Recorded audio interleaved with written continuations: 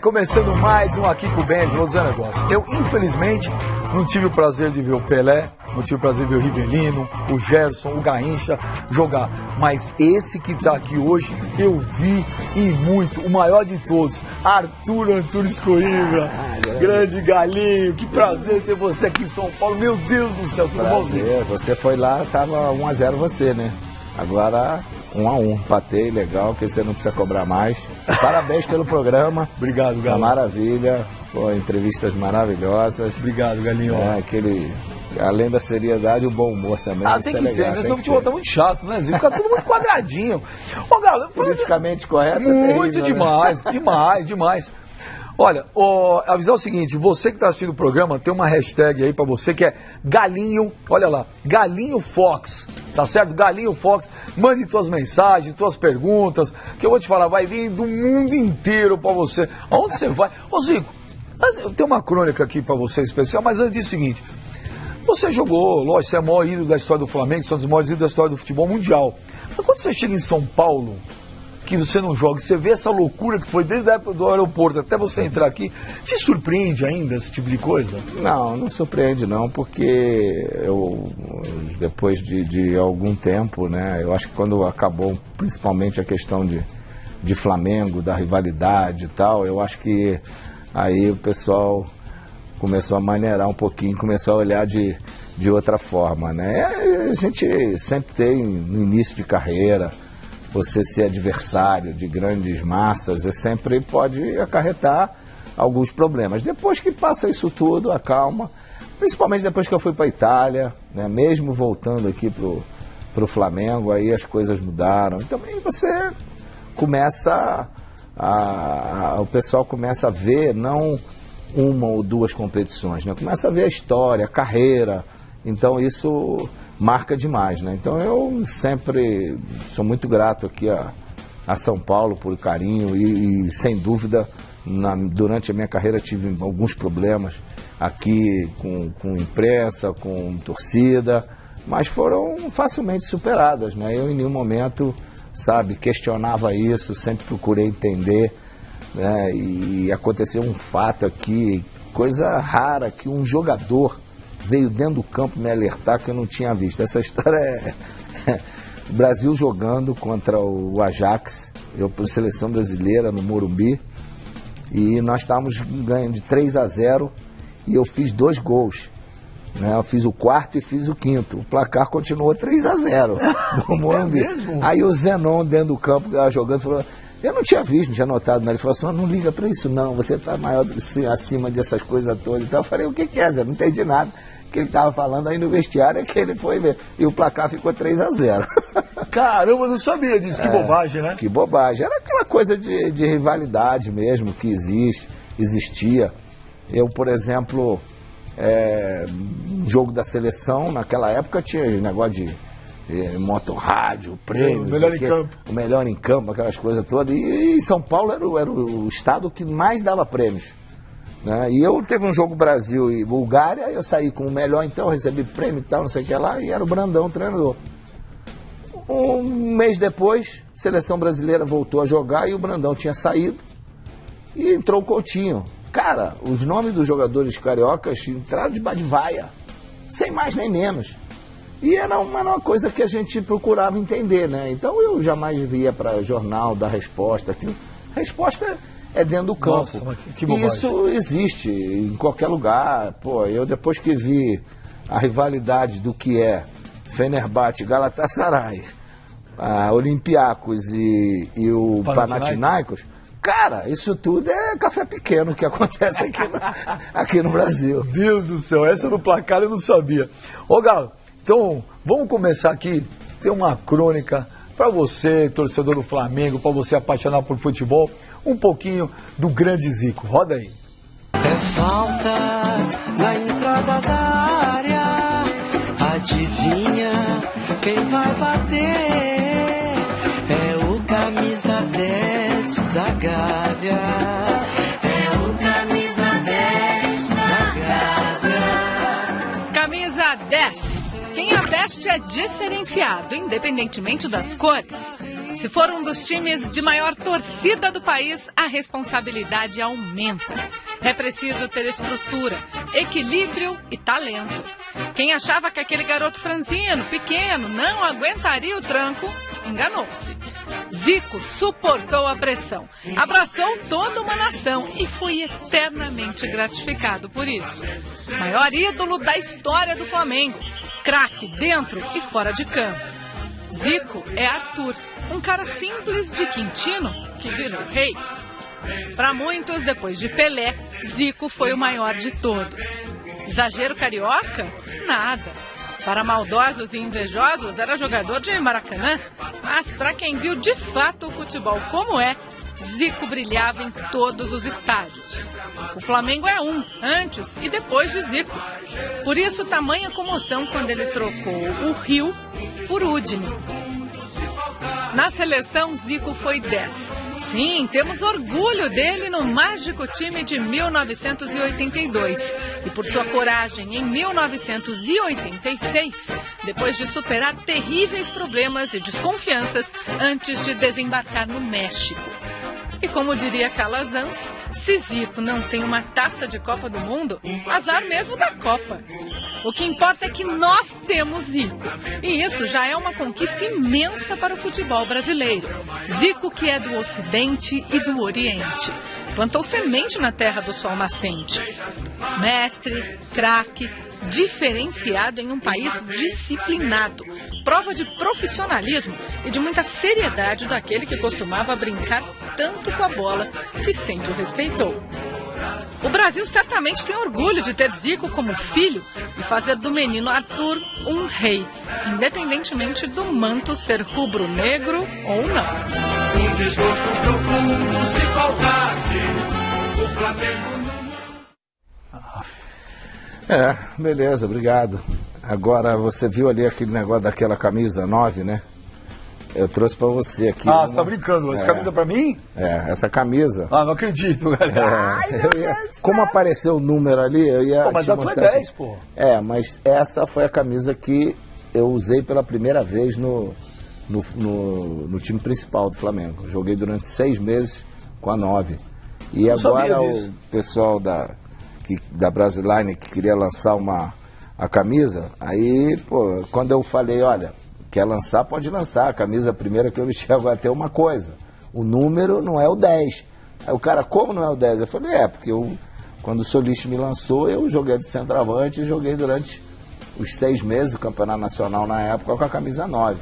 E aí ele reproduziu e tá aqui, aí eu trouxe pra você. Eu vou ganhar um autografado. Eu ia botar a rubro-negro beija, mas não vou botar não. Pô, você faz o que você quiser, Galo. Pô, obrigado. Esse presente realmente vai para um lugar especial na minha casa. Deixa eu te falar, e quando é que você mudou pra camisa 10? Quem que te mudou? Cara, mas depois da 9, eu voltei pra como é que se diz? Pra arrumar uma posição no time, né? Então, eu procurei, joguei com a 7, joguei com a 11, joguei com a 8. Só no final de 73 é que eu comecei a jogar com a 10. E aí terminou o ano, quando veio 74, aí o Jobert, que assumiu, que era meu técnico da base, ele assumiu o profissional, aí me efetivou. Aí eu fiquei direto como titular. Um dia, quando você começou ali lá atrás, mesmo molecão com a 9, você imaginou um dia, porque no texto lá, muito bonito por sinal, o texto do Micheletti, ele fala, o Flamengo antes do Zico é um, o Flamengo depois do Zico é outro. Você virou uma unanimidade, você é o maior jogador da história. O que o Pelé tá pro Santos, você tá pro Flamengo. Né? E você tem esse carisma, essa humildade, em todos os lugares do Brasil que você vai, essa loucura. Quantos garotos não tem que chamam Arthur? Verdade. Né? Até o presidente do Flamengo outro dia contou pra mim que ele pediu que um neto dele chame Arthur, porque o filho ele não conseguiu, porque tem gêmeos, né? É verdade. Então, como é que é isso? Você um dia imaginou chegar nesse patamar, Zico? Não, a gente na família não pensava nem em ser jogador de futebol, né? Porque meu pai nunca foi favorável a que os filhos fossem jogadores. O Antunes conseguiu dobrar, depois o Edu ficou mais fácil e eu o caminho já a porteira já estava aberta, né? Então, só deu naquela época, você imagina, 50 anos atrás, o que era o futebol, o que é hoje, como você entra para o futebol. Eu estava lá para... O único objetivo era... Se divertir? Me divertir, jogar no Flamengo, que era o time de coração, mas nunca com o pensamento de ir para ser profissional de futebol. Quando meus irmãos começaram a jogar no profissional do América, lá, Antunes, no Fluminense, aí que, quando eu comecei no Flamengo, eu já comecei, né, a pensar, também quero ser igual a eles. Mas o futebol não tinha a repercussão que tinha hoje, era um esporte apaixonante, né, e a gente, Antigamente o pai queria que o filho estudasse. Hoje é o contrário, o pai quer que o filho jogue bola, não largue a escola, né? Não é larga a escola, Pode mas falar. É aquela coisa de, em primeiro lugar, vamos lá, vamos tentar resolver o problema da família. É uma pressão. Mas meu pai tinha que estudar, o Antunes só conseguiu dobrá-lo depois de 2 meses que ele já estava no Fluminense, e ele prometeu ao meu pai que ele ia continuar os estudos. Ele se formou, né, foi professor da Gama Filho, depois o Edu também se formou em Educação Física, meus irmãos se formaram, eu fui para a faculdade também, só não acabei por causa de ter sido transferido para a Itália, a minha irmã também professora, quer dizer, o velho, quando Deus chamou, ele foi feliz com a missão cumprida com os filhos todos, né, então isso foi muito bacana. Pô, mas que legal aí, eu vou te falar...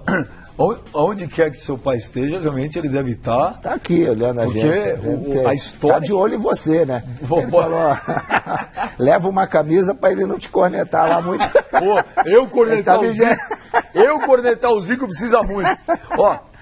O que tem de gente para falar com você nesse programa aqui, eu vou te falar. A gente tinha que fazer umas 5 horas de programa.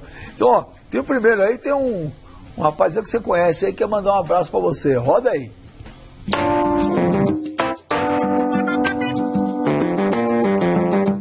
Oi Zico, saudações rubro-negras, bom saber que você está vindo aqui no programa do Benja para falar um pouco aí da sua história e da história do Flamengo, né? E as duas coisas não podem ser dissociadas.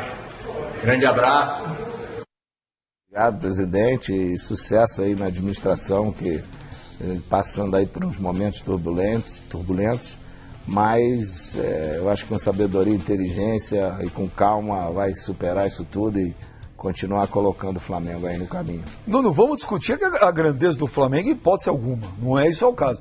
Mas o Flamengo vem sendo, é um dos clubes brasileiros que vem sendo administrado de forma, da pior forma possível há anos. Verdade. Eu me decepcionei muito com a Patrícia Amorim quando ela entrou, nadadora, atleta. Eu falei, é uma coisa que vai mudar a história. Eu torci muito, eu acreditei, eu fui lá para participar do projeto, no sentido de que, principalmente por ser uma atleta, ex-atleta do clube, conhece o clube, né? A gente sempre acredita e confia, né? E me decepcionei, mas eu acho que são momentos que a gente tem que superar, e eu acho que essa equipe que assumiu o Flamengo e que eu apoiei, acho que eles fizeram um trabalho, estão fazendo um trabalho excelente. Eu acho que tem que manter essa filosofia. Agora é um ano de eleição, procuraram, né, priorizar certos setores, né, organizar o clube, voltar a dar credibilidade ao clube.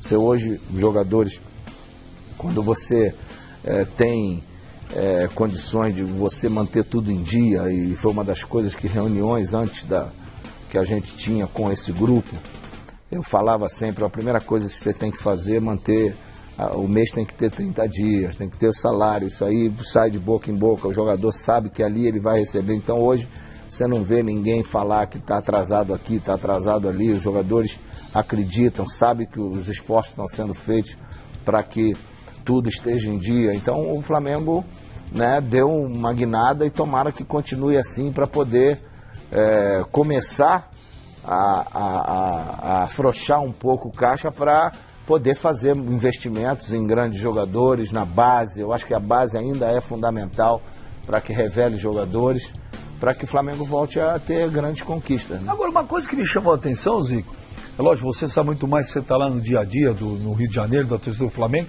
A torcida do Flamengo parece que entendeu, né?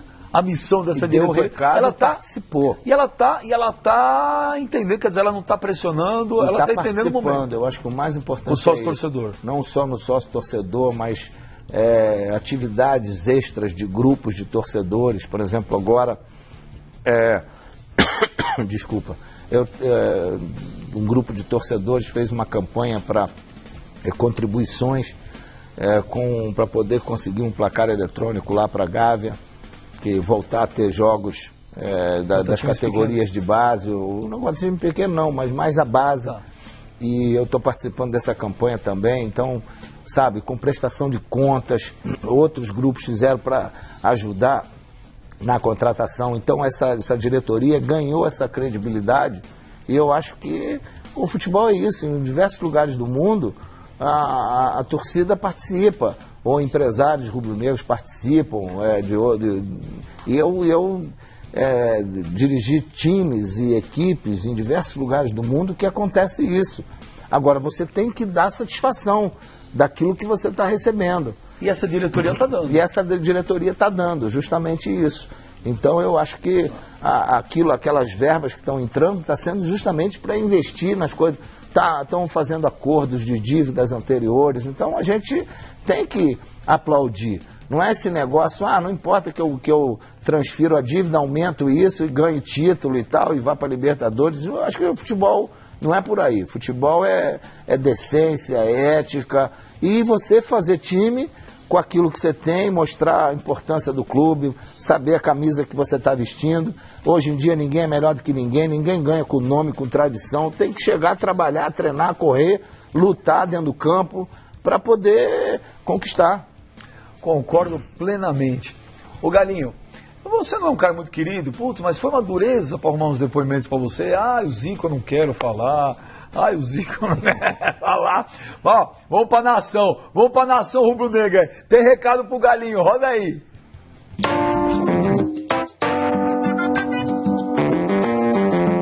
E aí, Benja, e aí, geral, povo da Fox Sports. Seguinte, hoje minha pergunta vai pro Galinho, pro nosso rei, pro rei da nação, o Galinho de Quintino, Zico. Seguinte, Zico, uma pergunta que não quer calar. Você não acha que é legal todos os investimentos para o futebol, os jogadores, nos Jogos Olímpicos, né, nos esportes olímpicos? Agora, me fala uma coisa, não seria legal também investir na sede, no clube do Flamengo, socialmente falando, para não só atrair torcedores para o time, mas sócios para o clube também? O que você acha disso? Uma vez Flamengo, sempre Flamengo, Flamengo sempre eu hei de ser. Vamos cuidar da sede, não é legal? O que tu acha disso? Grande Sandra de Sá. Aqui o nome, hein? Nome, já viu? Sandra de Sá, né? Aqui tá comigo há 40 anos, só tem o Coimbra depois, né? Só, né? E, lógico, eu concordo, além de ser minha amiga, sou seu fã. E eu concordo plenamente. Eu acho que o Flamengo não pode desassociar, né, o que o clube representa, os esportes olímpicos, né? E o Flamengo tem uma história, tem uma tradição. Eu acho que a sede tem que realmente ser movimentada. Eu acho que o Flamengo poderia usufruir mais disso, né? Hoje existe uma movimentação maior, mas o Flamengo tinha que ter um museu lá com uma sala caprichada de troféu. O Flamengo tinha que ter áreas de alimentação para o pessoal visita, podia tentar teatro, né? Ser uma coisa de rotatividade para que o sócio pudesse ter a felicidade de encontrar um clube legal. Eu sou do tempo de fazer treinamento dentro da própria piscina, na natação, na recuperação de contusão, onde o clube tinha uma quantidade de associados, quadra de tênis maravilhosa, ginásio maravilhoso. Então você tinha todas as modalidades, o clube funcionava. Eu acho que o Flamengo, lógico, priorizou algumas coisas, mas os últimos anos, o Flamengo como sede, tem inteira razão a Sandra, eu acho que foi deixado um pouco de lado, foi abandonado, e numa região, numa área maravilhosa, sabe, que pelo amor de Deus, né? É um desperdício muito grande você ter um nome como Flamengo e não utilizar aquela área ali, né, para o torcedor, para o sócio, né, e para o público em geral, né? Agora um papo só um pouquinho rápido de arquibancada, porque a Sandra Sá cantou o hino do Flamengo, né? Quando você entrava no Maracanã, que naquela época era para 150, 160, 140 mil pessoas e tal, qual musiquinha que você mais gostava? É o hino do Flamengo quando você cantava? É aquela lá... meu Mengão. Esse aí. E tem essa também que é bonita, que não é da tua época, mas de agora, né? Tu és time de tradição. Tem a poeira. Tem a poeira da Ivete, tem aquela Dali-Leô, que quando foi você tava subindo uma ali, parte do samba enredo, subindo a escada ali. Eu fui no Rio pra te ver, lembra que eu tava lá? Subindo a escada do Maracanã lotado. O Flamengo também tinha quando cantava o samba enredo, era terrível, né? Aí aquela massa vinha do samba da ilha. Qual também, do samba acho que era da Bumbum Bati com Bum. Tá? Bumbum bati com bumbum. Eu lembro que tem uma história engraçada do Cerezo, que o Cerezo falava que o Flamengo e Atlético foi jogar, aí, quando nós entramos, quando o Flamengo entrou, bumbum bati com bum, aí entrou o Atlético Mineiro, se der canja, é canja de galinha. Aí ele falou, já tá 2-0 o Flamengo. Não era fácil, né?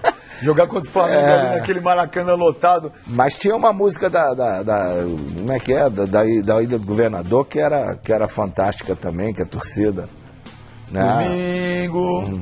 Eu vou lá. Essa? Não. Depois eu vou lembrar o refrão, depois você eu te lembra. digo e tal. Ô, Galo, mas daquela do... Os rubro-negros do estúdio estão tudo cantando. Eu gosto de você. Essa daí é que inflamava mais a gente. Quero cantar ao mundo inteiro a alegria de Cante ser... comigo, Mengão. Aí o bicho pegava. Acima de tudo, rubro-negro. O Maraca tremia, treme. Verdade. Ô, Galo, vê se esse cara aí você gosta desse cara. Esse cara é um cara tranquilo, um cara, né, sossegadão, que quer mandar um recado pra você. Roda aí.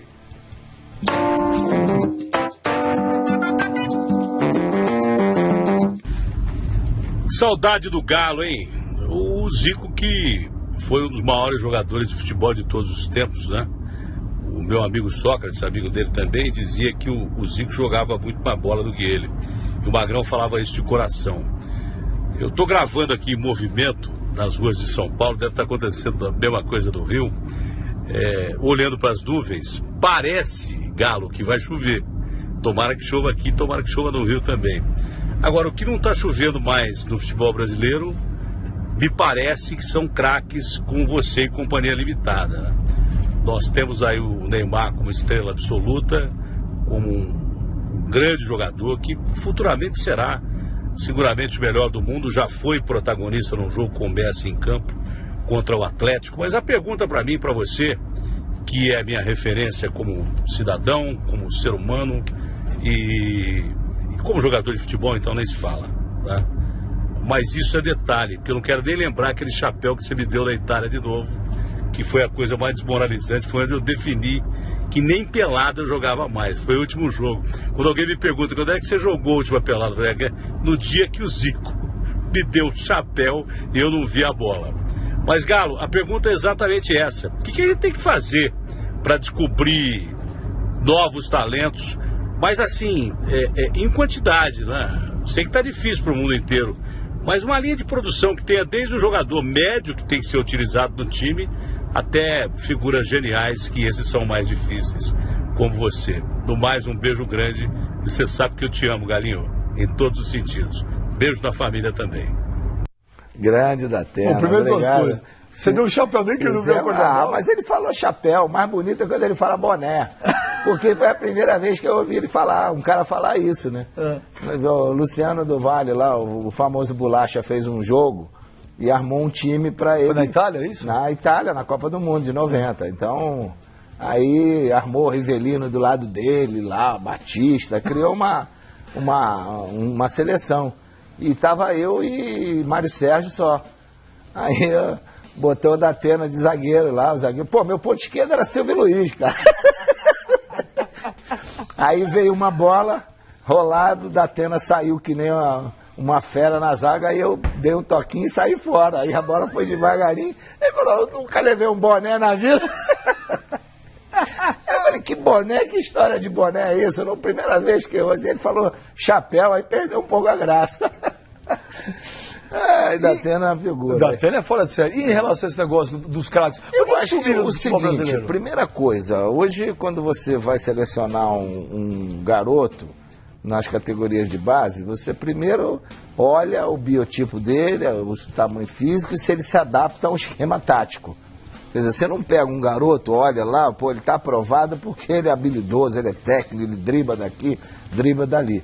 Ele é o cara que, sabe, pô, eu tenho que me adaptar aqui. Então os esquemas hoje já começam no infantil, cara. Você sofreria hoje? Eu acho que sofreria. Não sei se teria tantas oportunidades, se iam querer perder tempo em tentar fazer um trabalho para poder saber se eu ia poder desenvolver mais e tal. O problema é que mesmo eu, pequenininho, com esse físico todo, quando jogava, eu fazia gols.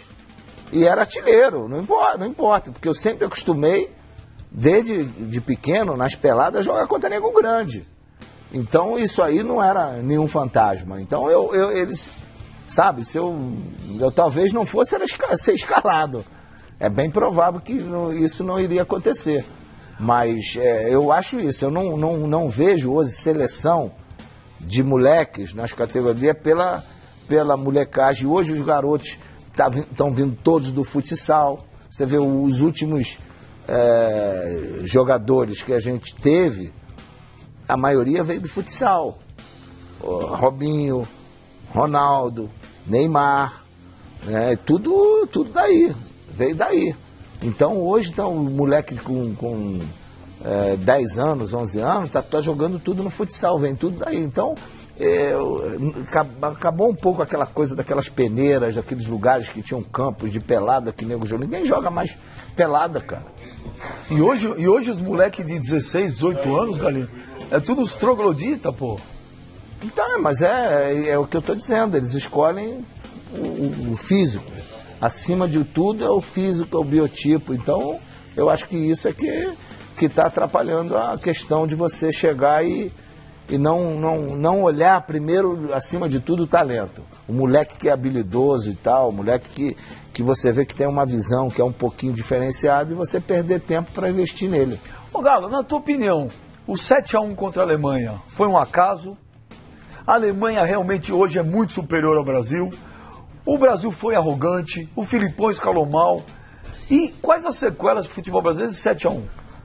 Cara, o Brasil tomou uma aula de futebol, tomou um passeio de futebol. O Brasil não foi arrogante. O Brasil não vinha bem já desde o início. Só que, por exemplo, contra o Chile e contra o México, o Brasil foi dominado, mas essas duas seleções não tinham jogadores da qualidade da Alemanha. Quando jogou contra a Alemanha usufruiu de um melhor entrosamento, de uma melhor qualidade e deu um passeio no Brasil. Então não houve apagão, não houve coisa nada. Foi bola, foi técnica, foi qualidade. A Alemanha está na frente e aproveitou a insegurança do time. Ô Galinho, tem um cara querendo falar com você aí. Esse cara jogou bola, hein? E jogou com você num time aí que não sei se deu muito certo. Você vai falar aí. Roda aí, vamos ver quem quer falar com o Galinho. Vamos lá.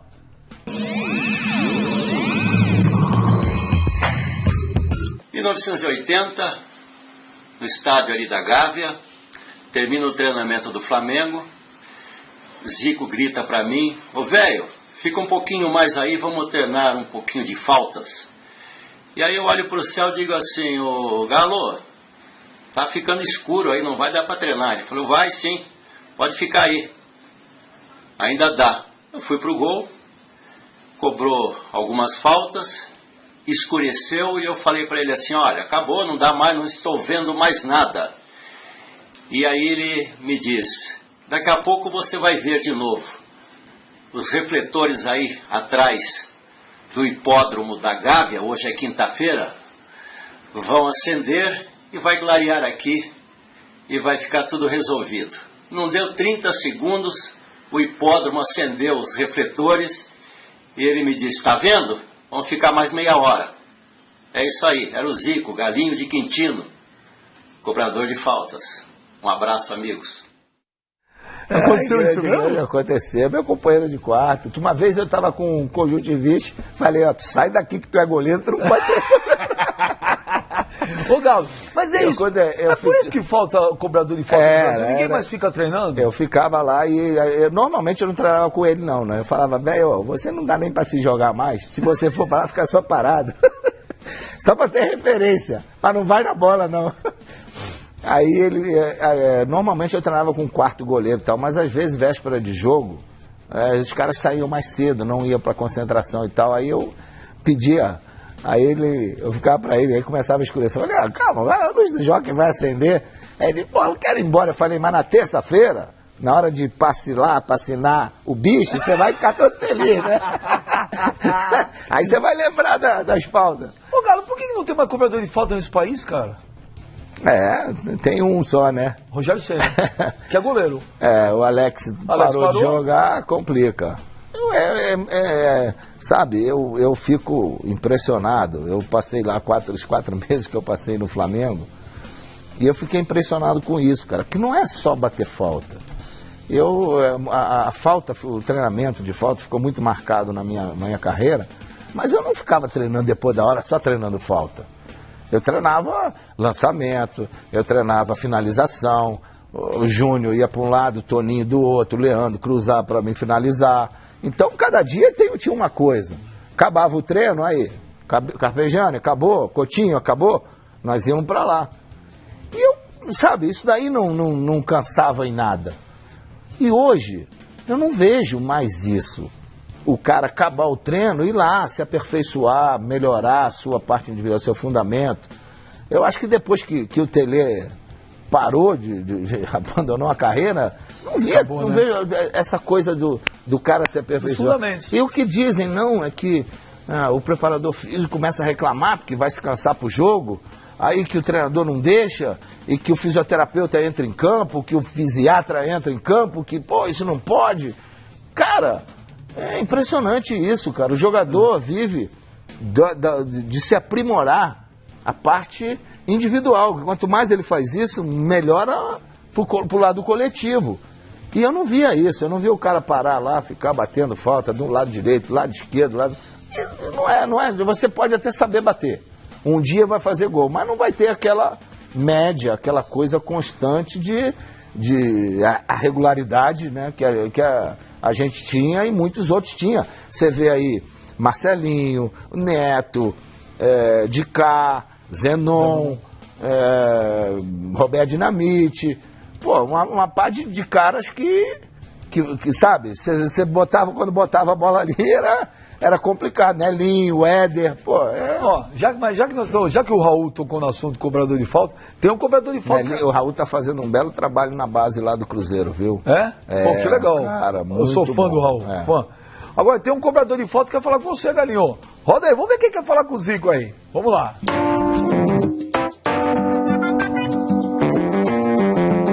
Olá, Benja, Zico, prazer estar participando de um programa especial a você, mais do que merecedor disso.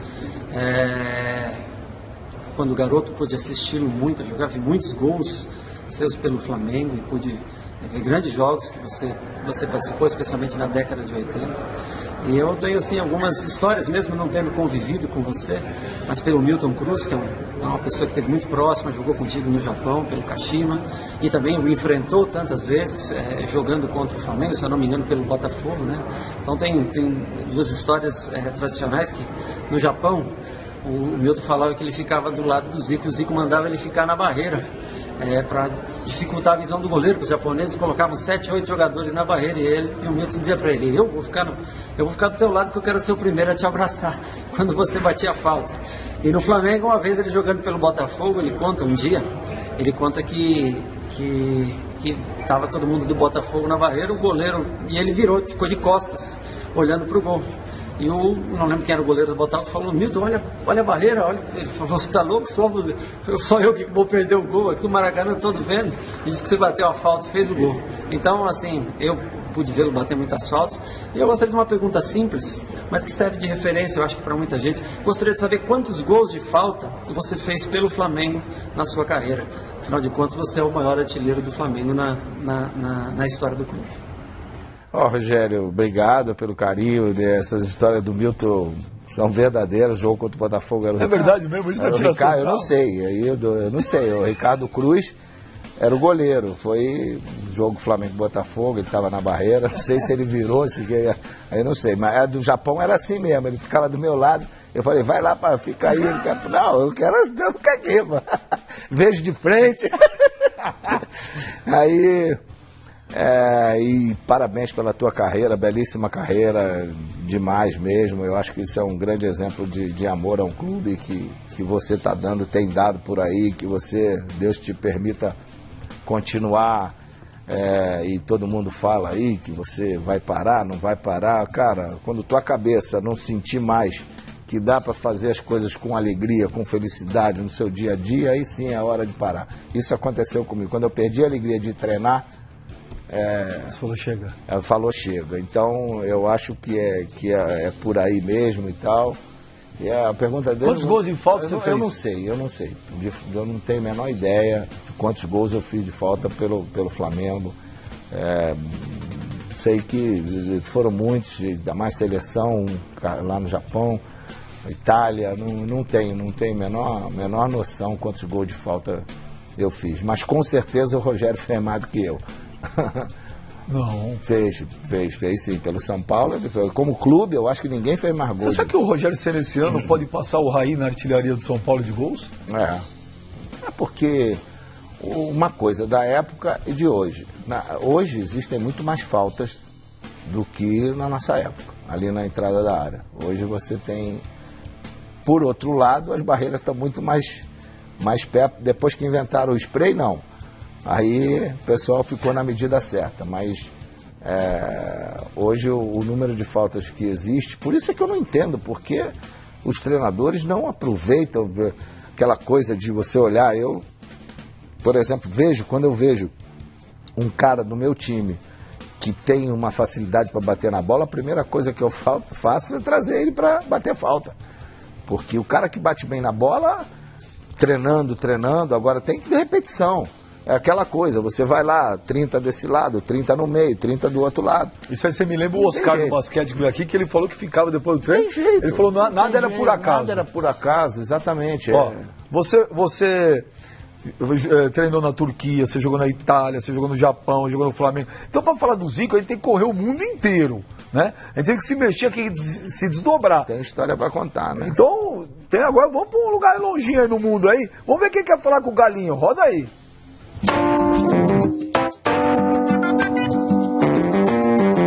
Fala, galera, beleza?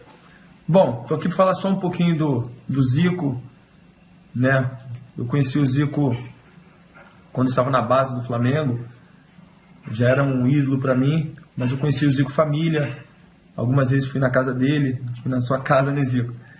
Através do Thiago, seu filho, a jogar uma peladinha, né? E pude conhecer um pouco mais o Zico família. Você é um exemplo, você não é só um exemplo de profissional, o atleta que foi e o treinador que é hoje. Você é um exemplo também de pai, de família, de ser humano. Você é um espelho para muita gente, inclusive para mim. E eu agradeço muito a Deus por ter conhecido o grande ídolo e o grande homem que você é. Um grande abraço, fica com Deus. Beleza, obrigado, Felipe, companheiro lá do... Dormia na tua casa, algumas vezes lá com o Thiago e tal, molecada lá que jogava junto e tal, e depois tivemos até um contato maior quando eu fiz a clínica de futebol lá nos Estados Unidos, lá dentro da Disney, e o filho dele fez lá com a gente, ele ia todos os dias dar apoio lá e tal. Então, tem uma casa lá em Orlando, e tá lá sofrendo com esse frio, com essa rivalidade. Mas lá de Fenerbahçe eu vou te falar como ele te adora. Eu liguei pra ele, falei: Felipe, vou entrevistar o Zico, queria que você fizesse o depoimento, na hora. Claro. Não tenha dúvida. Tipo, 2 horas depois, tava o vídeo, ele falou, pô, sou fãzaço do Zico. É, gente muito boa, gente muito legal. Sempre torci muito para ele, porque às vezes dentro do campo se transforma um pouco, mas fora do campo é um cara espetacular e sabe, uma pena que às vezes alguns lances marcam muito pela própria situação do futebol, né? Então, um cara que fez uma temporada maravilhosa lá na Juventus da Itália, de repente veio para a seleção, aí a Copa do Mundo, um erro, acabou marcando muito a carreira dele, e lógico que ele é um jogador que tem brios, tem uma luta incessante, é um cara que quer ganhar, tem esse espírito. É normal que às vezes se exceda um pouquinho, mas isso é tudo questão também de comando, de orientação, para que o cara possa realmente mostrar o seu valor, né? Eu acho que ele poderia jogar muito mais na parte técnica do que aparecer mais naquela parte física, negócio de combate e tal. Principalmente que eu vi ele jogando na base, no início. E é Flamengo doente. E é Flamengo. É Flamengo, é rubro-negro doente. Bom, fomos para a Turquia, já pegamos o Raul Plasma. Não vai ter uma história do Japão, né? Ou não? Pode ser, do Japão, do Uzbequistão. Uzbequistão não tem. Da Índia não tem, não? Ainda não. Só ano que vem, né? Ainda não. Pô, queria até agradecer que ano que vem eu vou ficar 15 dias com você, que você me convidou, obrigado. Então, ó, vamos agora contar uma história da época do Japão. Vamos ver quem quer falar com o Galinho aí, roda aí.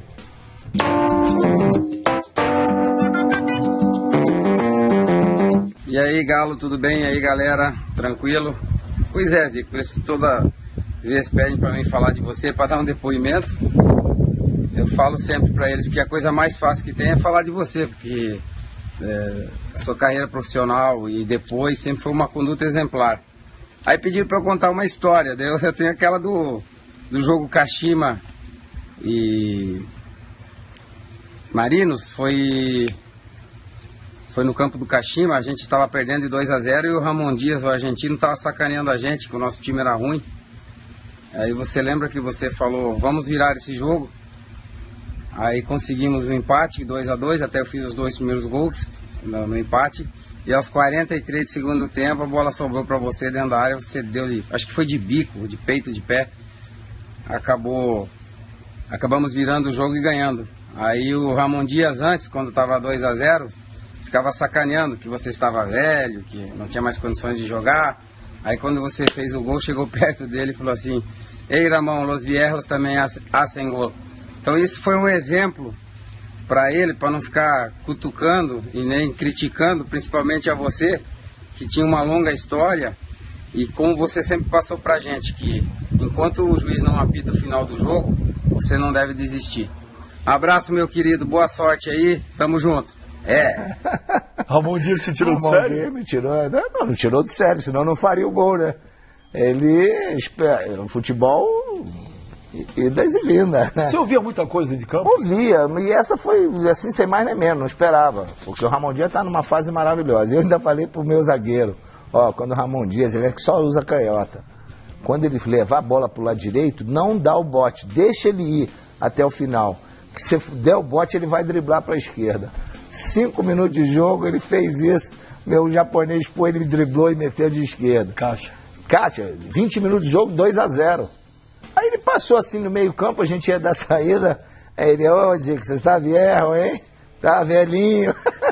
Aí tudo bem, né, pô, é chato, né, de sem mais nem menos. Mas faltou respeito, o Zico, aí, né? Pô, o Alcindo fez um gol de córner, gol olímpico no final do primeiro tempo. Veio o segundo tempo, 2-2, outro gol do Alcindo. No finalzinho, pereca daqui, bola dali, sobrou, dei-lhe um bicuda de esquerda. De bico? De bico, ela entrou, ganha, ficou 3-2, aí eu passei e falei, os velhos também fazem gol, né? E ele ficou com cara de... Qualquer tinha cara de bunda, né, danado, vai fazer o quê? Aí, o cara, já que... Não tem que ter hora que... Se você provoca, faz alguma coisa, mas não. Mas sem mais nem menos, o cara, sabe... Cara de eu acho que ele devia estar querendo ir afora da Copa do Mundo de 82, que eles tomaram 3 lá e tal, então vai ver que ele devia estar revoltado com isso. Até Ramon Dias. Bah, deixa ele começou a rir. Eu ia falar um negócio, mas não vou. Deixa pra lá. Nós vamos pro break, é rapidinho, na volta tem mais Arthur Antunes Coimbra, esse mito, o Zico. A gente já volta.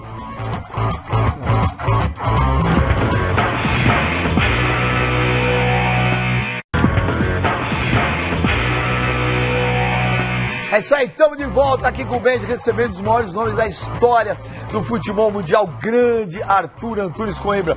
Ô Zico, um dos jogos mais tensos, mais difíceis da sua vida, é Flamengo e Cobreloa, aquela final da Libertadores ou não? Tenso. Foi... Lá, né? O de lá, né? O de lá, pela forma... Um jogo também passou assim desapercebido, foi um jogo contra o time Wilstermann, lá. Jorge Wilstermann. Na semifinal. Porque a gente, quando chegou no estádio, parecia que a gente estava dentro de um quartel. Só tinha gente de roupa de soldado. Porra, só tem soldado, não tem torcedor aqui, então parecia que... Era uma guerra. Era uma guerra, exatamente. Uma pressão danada, então aquilo ali foi... O Cobreloa, lá no Chile, foi a mesma coisa. Criaram uma praça de guerra como se fosse o Chile contra o Flamengo, e não o Flamengo contra o Cobreloa, sabe? Policiais em volta com o cachorro invadiu, que mordeu o Júnior, os caras deram soco no dia seguinte ao jogo, parecia que a gente tinha vindo de um campo de batalha, cara, e todo mundo revoltado, né? Gente falando um monte de besteira, aquilo, não, tem que revidar, tem que fazer isso, tem que dar... A sorte que Deus me iluminou ali como capitão, e lá mesmo nós fizemos uma reunião, chamei todo mundo, jogadores e Carpegiani, porque o Carpegiani também era um dos mais revoltados, e a gente, só nós, os jogadores com ele, olha, a gente não pode entrar nesse jogo. Que é o que eles querem. O que eles querem é isso. Nós chegamos até aqui por causa do futebol. Porque a gente jogou futebol. Ninguém queria que acontecesse isso. Está todo mundo aí quebrado, um pondo aqui, outros não iam jogar e tal. Agora, a gente tem que jogar futebol. A gente só vai ser campeão se a gente jogar futebol. Então, quando a gente pisar em Montevidéu, isso aqui acabou, cara. É outra coisa, é outro jogo. Vamos esquecer, não vamos deixar levar por negócio de revide, de não sei o que lá e tal. Tanto é que aquilo que aconteceu com o Anselmo pegou a gente totalmente desprevenido, cara. E quase estraga a nossa festa. Porque a gente estava ali para ganhar o jogo, estava ali para jogar futebol. E aquilo quase que mancha tudo. Foi um negócio muito chato, acabou atrapalhando, a meu ver, a carreira do rapaz, que ficou marcado por aquilo, era um ótimo jogador e tal. Então... Relembra para os mais novos o que aconteceu com o Anselmo? Não, o Anselmo entrou e o cara estava dentro do campo. Eu acho que alguém deve ter falado para ele, aquele cara lá que jogava com pedra na mão, que arrebentou o Adílio, arrebentou o Lico e tal. E jogava mesmo, né? E jogava, ele tinha uma pedra na mão, tá? E aí quando alguém vinha falar alguma coisa, ele jogava e deixava num lugar lá separado e ficava com ela. Então ele ficava com ela, mão fechada, e dava aqui, e abriu aqui o supercílio de 2. E o Lico não jogou por causa disso, e o Adílio jogou com corte. Então, falaram pro Anselmo, olha, e não precisa nem falar, cara, sabe, de dizer que alguém mandou bater e tal, porque aquilo ali era uma coisa simples, o cara vai te dar uma, tu revidar, acabou, a fim de par, por quê? O cara cuspiu na minha cara, acabou. Isso acontecia, eles faziam isso mesmo, tá? E aí foi o que aconteceu. Ele entrou, faltando 2 ou 3 minutos, ele entrou, o Anselmo parou na frente do cara, e o fotógrafo, acho que foi um do fotógrafo de um jornal lá do Rio, é que parece que fotografou e viu, ele deu um tapa e nocauteou o cara. E aí todo mundo viu aquela confusão, e o Anselmo correndo, e ninguém sabia por que ele tinha corrido, estava correndo, e foi uma confusão danada, brigar, ainda bem que se ajeitou tudo, mas foi, a meu ver, desnecessário. Aquilo Para nós, a maior vitória foi dar um chocolate neles, meter 2-0 e ser campeão, pô. O que você acha que mudou? Mudou muito a Libertadores daquela época para agora? Tá mais fácil hoje de jogar? Não é que esteja mais fácil, os campos são melhores, você tem muito mais segurança, você tem muito mais visibilidade. A televisão ajuda. Televisão ajuda, pô, tem de tudo que é lado, ninguém pode fazer muita besteira. Pô, nós naquele ano, nosso ônibus foi depedrado no Paraguai, antes do jogo, né? Era um problemaço. Era uma guerra, sabe? Você não tinha apoio de nada, não tinha apoio de sempre. Quem ia com a gente era o presidente, o Otávio Pinto Guimarães, que às vezes ele ia e representava a Federação do Rio. Mas o CBF, não lembro de alguém que representava lá e tal. Então o bicho pegava.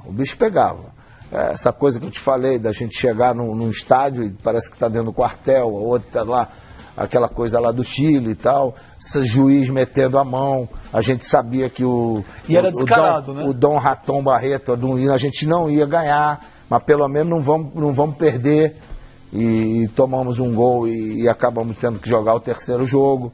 Então era complicado, cara, todo mundo falando a língua espanhola ali e tal, né? O castelhano, só a gente falando português.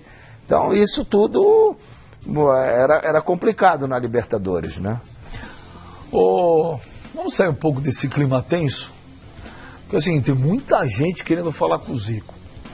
Mas essa galera que vai falar com você aí, não sei qual vai ser a tua reação. Agora, posso colocar, mandar pro ar? Pode. Porque você não pipocou quanto cobrelou, você não vai pipocar aqui, né? Claro que não, lógico. Então vamos ver o que ele quer falar com o nosso querido Zico. Roda aí. Vô, eu vou ser o número 10 do Flamengo. Quando você viaja, eu fico com saudade. Beijo, tchau. Vovô, como é que eu vou jogar bola e vou comprar um avião? Beijo, tchau. Te amo. Te amo, vovô, beijo. Beijo, vovô. Vovô, eu quero jogar igual você, na seleção e no Flamengo. Beijo, te amo. Covardia, né? A gente hoje, quando fala de família, não tem jeito, cara. Muita emoção, e a gente vive primeiro para os filhos e agora para os netos. Então eu estou aproveitando muita coisa com eles que eu gostaria de ter aproveitado com meus filhos, né? Porque era final de semana, então eu, sábado e domingo, não marco mais nada, fico em casa com eles, normalmente 2 em 2, onde 2 vão sábado, 2 no domingo. Tem um que o Arthur não está aí, você não deve ter conseguido, porque ele está lá nos Estados Unidos. Eu fiz o que eu pude. O do Júnior, né, que é o Arthur, e é lógico que é muito bacana. O Júnior, meu filho, uma vez disse, poxa, eu queria ter sido neto e não filho. É diferente, é uma coisa fantástica, uma coisa maravilhosa, sabe? É um sentimento totalmente diferente. E para mim, eu não vejo essa coisa de que muita gente fala, o filho você educa, o pai, o neto você deseduca. Não é por aí, não. Isso é uma avózão, né? Eu sou uma avózão, eu fico com eles o tempo todo. Hoje, a minha preparação, às vezes, de treinamento é mais para poder ficar mais tempo com eles, brincando, que não é mole, é o dia inteiro, sabe? É campo, às vezes piscina, e é brincadeira, é pula-pula, é isso, e toda hora eles arrumam e vai num lugar pegar. O mais velho adora coisa de futebol, quer camisa, onde que eu vou, eu pego camisa de futebol para ele. A gente vê que eles são muito apegados a você, e eles falam que vão jogar bola, você é do Flamengo. Você incentivaria? Eu incentivaria, claro. Meus filhos não. Mas eles, eu acho que é outra geração, eu acho que a cobrança já não vai ser tanta como é dos filhos. Ô Galo, qual que é a tua maior alegria no futebol? A maior alegria foi jogar no Flamengo. Foi usar a camisa 10 do Flamengo. Porque era aquela coisa de paixão de casa, de clube, de ensinamento do papai. O velho era uma coisa fanático pelo Flamengo. Então cada filho que nascia, ele botava lá uniforme de cada um tinha um número. Lá o cachorro era Mengo, Menguinho, depois veio o Mengão, passarinho tinha que ter alguma coisa preta e vermelha, sabe? Ele só não tinha um papagaio lá que ele não conseguia arrumar um papagaio que tivesse preto e vermelho. Mas se ele pudesse, ele pintava, né? Ele botava a bandeira do Flamengo. Deu uma confusão há muitos anos atrás, cara, porque ele botou a bandeira acima da bandeira do Brasil quando o Flamengo é campeão. Aí apareceu um professor de moral e cívica, foi lá, parou na pó de casa, quis chamar a atenção dele, e aí ele apelou e a gente para convencer ele, aí, pô, não foi mole. O velho ele foi um dos primeiros sócios proprietários do Flamengo, que comprou. Pô, mas que orgulho que ele deve ter tido o filho, primeiro jogo que ele foi ver foi Flamengo e América. Você vê, os filhos jogaram justamente em Flamengo e América. Coincidência. O América ganhou de 4-1, ele gostou da camisa do Flamengo. E passou a ser Flamengo. Mas eu vou te falar, para um pai flamenguista que nem era o seu, ver um filho fazer o que você fez com o Flamengo, eu vou te falar. E sem me ver jogar, né? Ele não me via jogar. Ele não... Se foi escondido. E depois de um certo período, ele dormia, desligava o rádio, e aí só ligava quando acabava o... entendeu? Enquanto que a minha mãe ia para tudo que é lugar, né? Minha mãe viajava todo o Brasil. Galinho, eu infelizmente tenho que acabar esse programa. Você viu lá, os caras pedem para mim, pô, não fica lá babando muito ovo pro Zico, é impossível. Só vou te falar, você para mim é o máximo, eu sempre falo isso para você. Eu sou um fã seu desde moleque. Você é um craque dentro de campo, você é craque fora de campo, você é um exemplo para todo mundo. Vou te falar, Zico, obrigado. Nada, que isso, eu não tenho a agradecer. Você é sensacional. Parceirão. Queria até... vou guardar com o maior carinho do mundo mais uma que você me dá autografado. Obrigado demais, Zico. Torcida do Flamengo, esse cara é o Zico, pô, não tem nem mais o que falar. Sensacional. Aqui com o Beijo, semana que vem tem mais, hein? Obrigado, Galinho e Quintino. Aí, Mengo! É nóis, que você manda pra mim, né? É nóis. A mensagem, escreve no nosso WhatsApp.